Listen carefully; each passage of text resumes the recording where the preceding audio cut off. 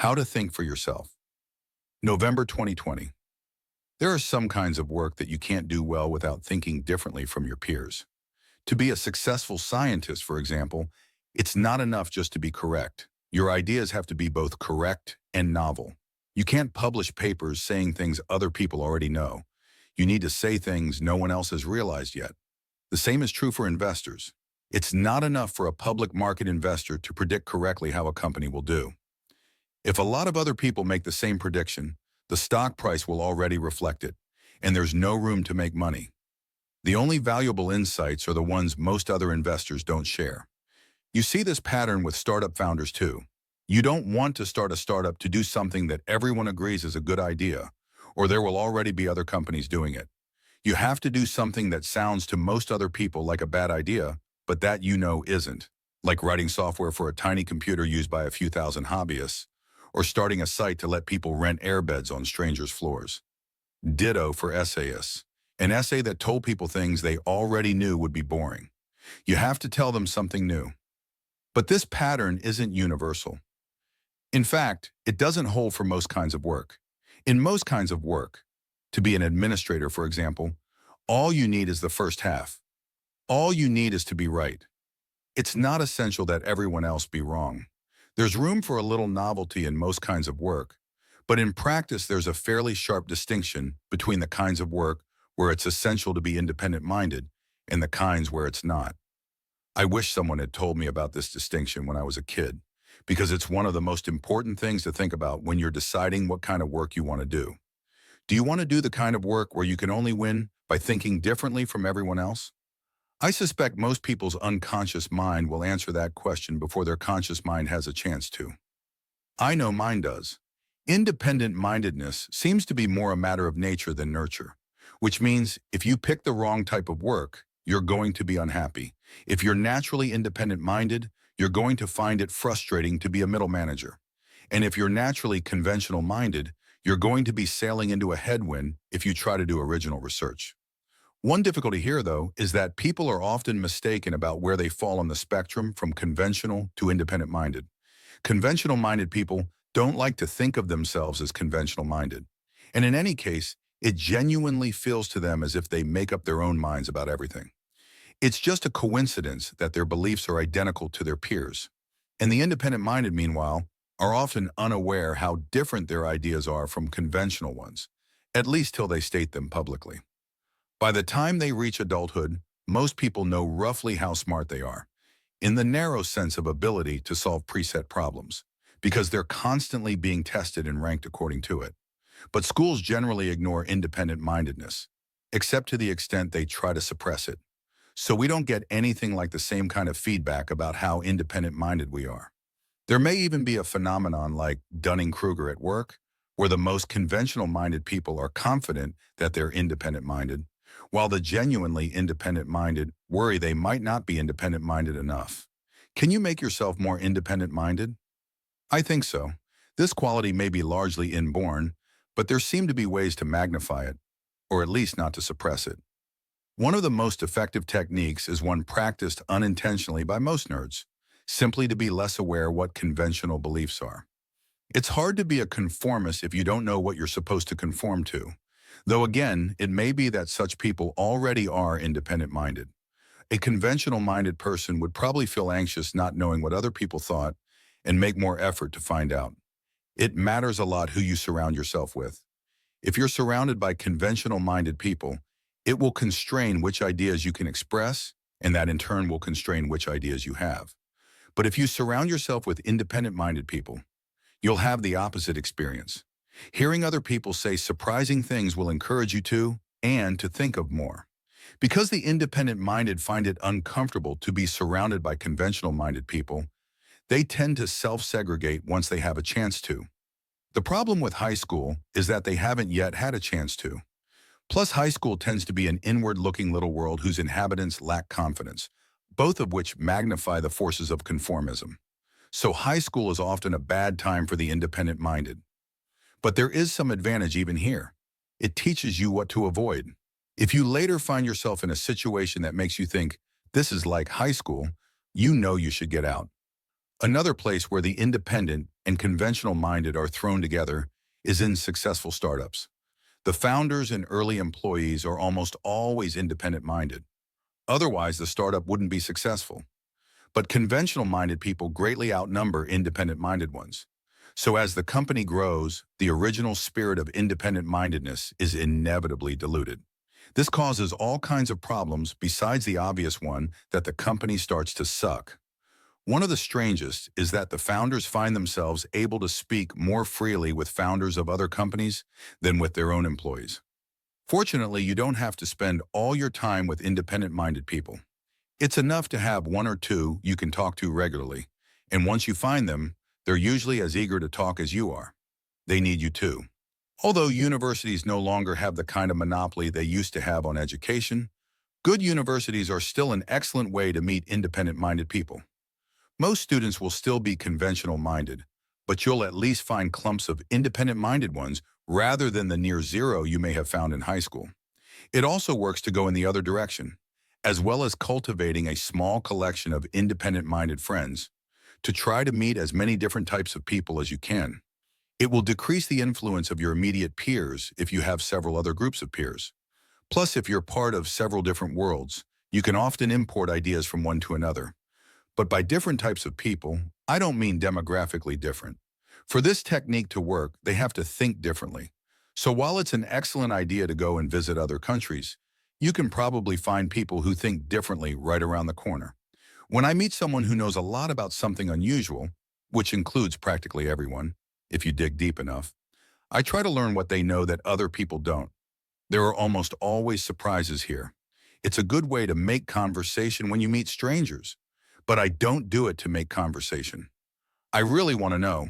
You can expand the source of influences in time as well as space by reading history.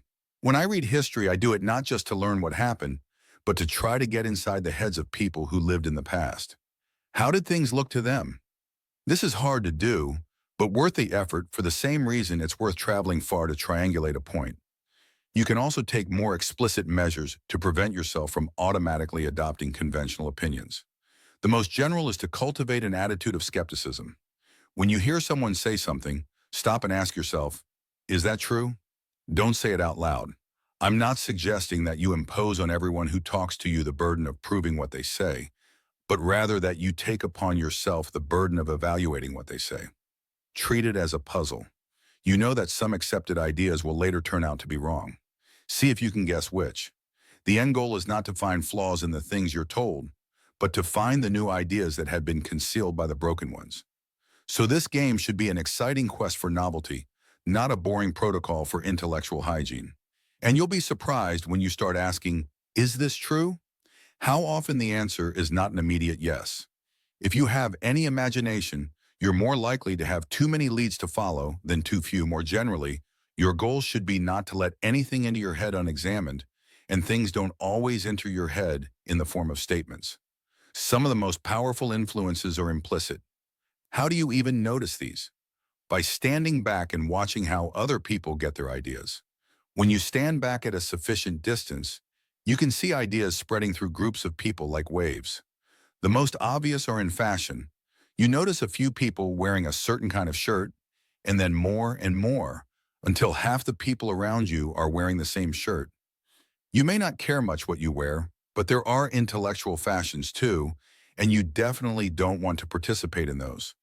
Not just because you want sovereignty over your own thoughts, but because unfashionable ideas are disproportionately likely to lead somewhere interesting. The best place to find undiscovered ideas is where no one else is looking. To go beyond this general advice, we need to look at the internal structure of independent-mindedness, at the individual muscles we need to exercise, as it were. It seems to me that it has three components: fastidiousness about truth, resistance to being told what to think, and curiosity. Fastidiousness about truth means more than just not believing things that are false. It means being careful about degree of belief. For most people, degree of belief rushes unexamined toward the extremes. The unlikely becomes impossible, and the probable becomes certain. To the independent-minded, this seems unpardonably sloppy. They're willing to have anything in their heads, from highly speculative hypotheses to apparent tautologies. But on subjects they care about, Everything has to be labeled with a carefully considered degree of belief. The independent-minded thus have a horror of ideologies, which require one to accept a whole collection of beliefs at once and to treat them as articles of faith. To an independent-minded person, that would seem revolting, just as it would seem to someone fastidious about food to take a bite of a submarine sandwich filled with a large variety of ingredients of indeterminate age and provenance. Without this fastidiousness about truth, you can't be truly independent-minded.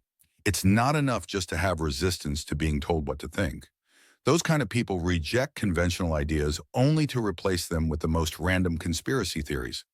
And since these conspiracy theories have often been manufactured to capture them, they end up being less independent-minded than ordinary people, because they're subject to a much more exacting master than mere convention. Can you increase your fastidiousness about truth? I would think so. In my experience, merely thinking about something you're fastidious about causes that fastidiousness to grow. If so, this is one of those rare virtues we can have more of merely by wanting it. And if it's like other forms of fastidiousness, it should also be possible to encourage in children.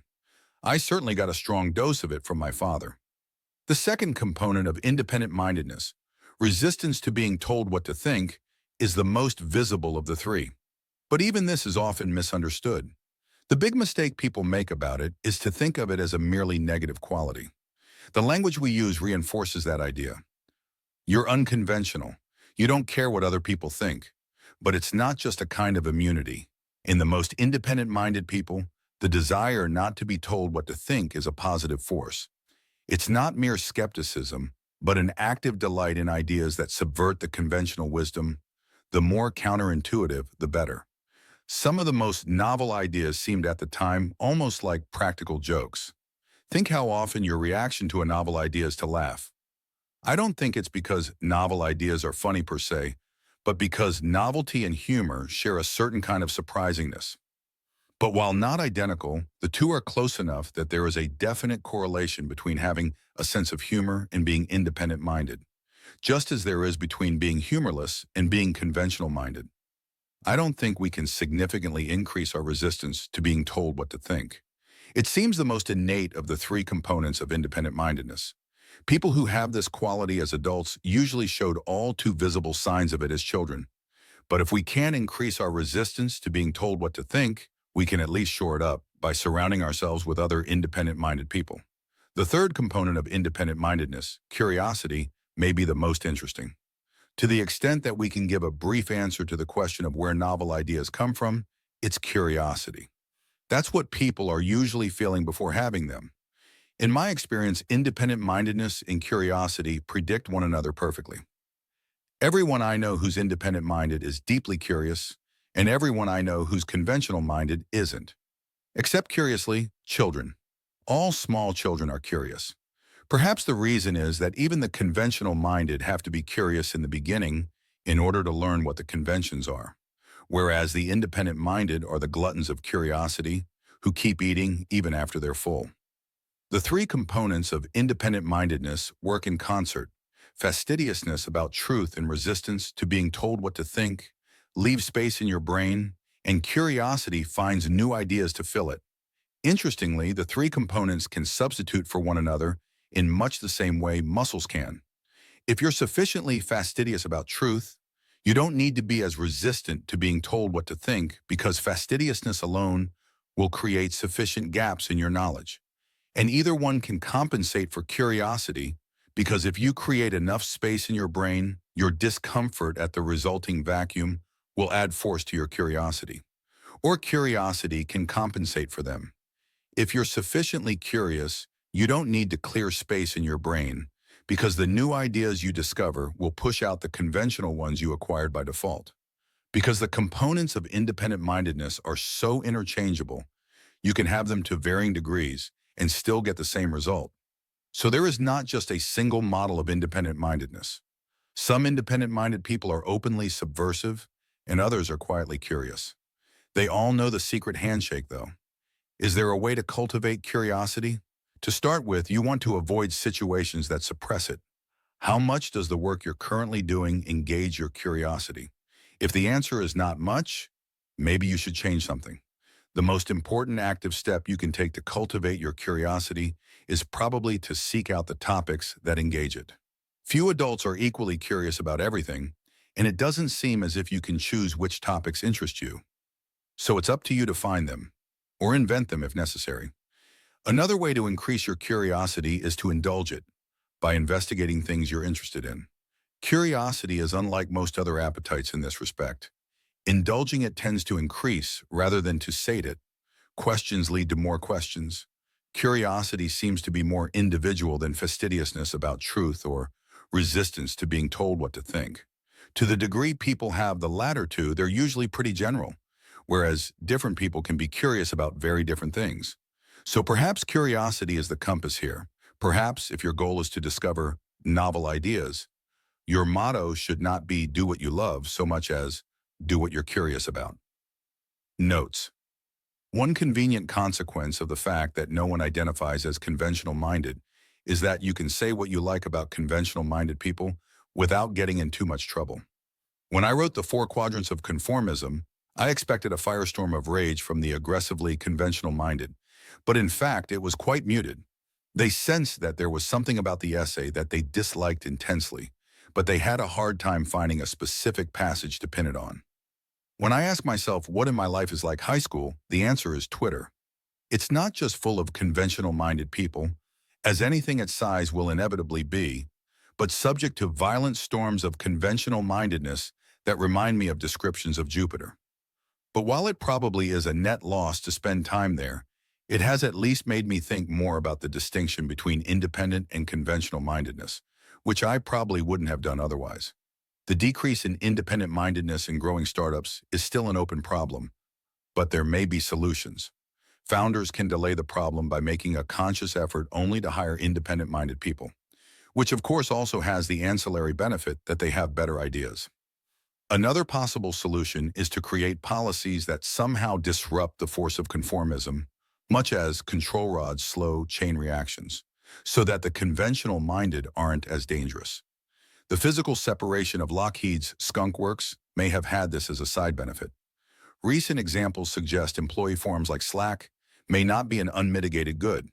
The most radical solution would be to grow revenues without growing the company. You think hiring that junior PR person will be cheap compared to a programmer, but what will be the effect on the average level of independent-mindedness in your company? The growth in staff relative to faculty seems to have had a similar effect on universities. Perhaps the rule about outsourcing work that's not your core competency should be augmented by one about outsourcing work done by people who'd ruin your culture as employees. Some investment firms already seem to be able to grow revenues without growing the number of employees. Automation plus the ever-increasing articulation of the tech stack suggests this may one day be possible for product companies. There are intellectual fashions in every field, but their influence varies. One of the reasons politics, for example, tends to be boring is that it's so extremely subject to them. The threshold for having opinions about politics is much lower than the one for having opinions about set theory. So while there are some ideas in politics, in practice they tend to be swamped by waves of intellectual fashion. The conventional-minded are often fooled by the strength of their opinions into believing that they're independent-minded. But strong convictions are not a sign of independent-mindedness. Rather the opposite. Fastidiousness about truth doesn't imply that an independent-minded person won't be dishonest, but that he won't be deluded.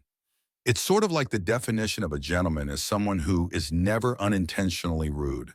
You see this especially among political extremists. They think themselves nonconformists, but actually they're niche conformists.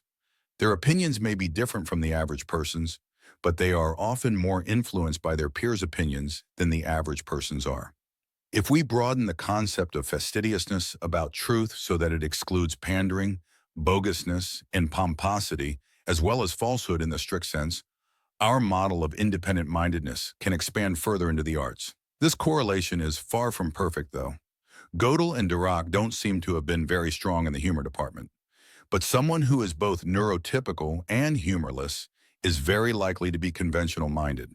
Exception: gossip. Almost everyone is curious about gossip. Thanks to Trevor Blackwell, Paul Buchheit, Patrick Collison, Jessica Livingston, Robert Morris, Harj Tagger, and Peter Thiel for reading drafts of this.